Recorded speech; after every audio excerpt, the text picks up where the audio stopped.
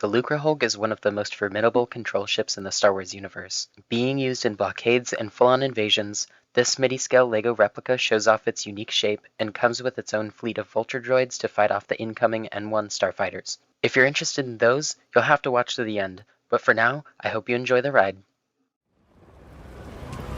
Now you look at that. A Separatist ship. Haven't seen a Lucrehulk in ages.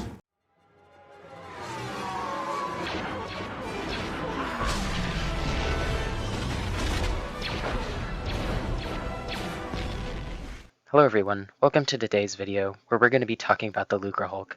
This is one of the models that I originally designed in real life before recreating it in Bricklink's Studio program. It's been a while since I actually made this model, but going back and revisiting it was very fun.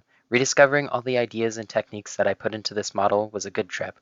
I also took the time to remaster it, fixing some of the initial failures and coming up with some new ideas to perfect it. One of the main differences is that I didn't have enough pieces for the bottom of the ship when I made it in real life. I also decided that since you would only look at it from the top, I wouldn't need to decorate the bottom. One of the most prominent details along the arms are the grills, but also the 1x1 round plates. These plates represent the radar dishes along the arms. Although there are some pieces that look more like radar dishes, I decided to keep it simple for this scale. Moving to the end of the arms, you can see that I tried to get as much accurate detailing as possible.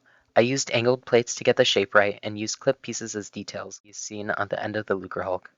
In the middle of the Lukrehulk is a giant pod. In universe, this is detachable, and technically you can take this off, but that doesn't mean it isn't sturdy. The stand, which we will get to in a little bit, connects at the base of the neck, meaning that no stress goes to the large head. This would also balance like one of those bird toys if it weren't connected by studs. There are also some details on the top that I don't see very often, but I made sure to keep them in. They also look like more towers that you could use as control points when looking down at the planet being infiltrated.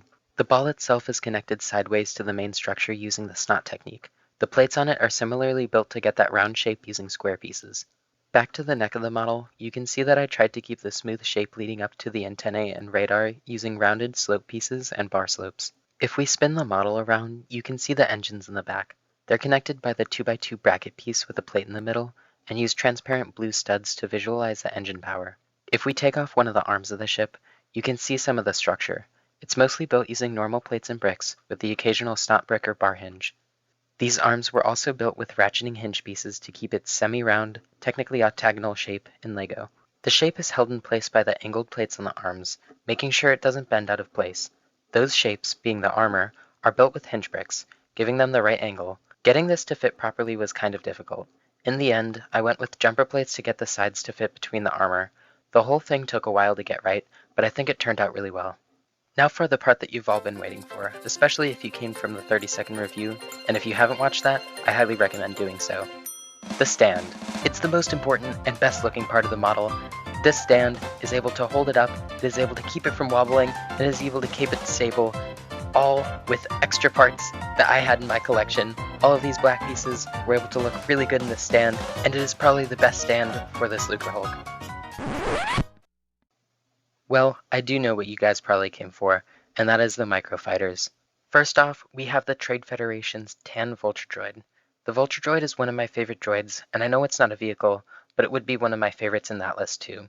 It's really easy to reconstruct, and you could probably do it with just these pictures. I even made an exploded view for you to see, and from the top, it looks like a B1 battle droid. The original one I made is brown, and the wings were a little bit shorter, but I think that overall, this version is so much better looking, and would go well with any Separatist MOC. Lastly, the N1 Starfighter. This is probably one of the cutest microfighters I've made.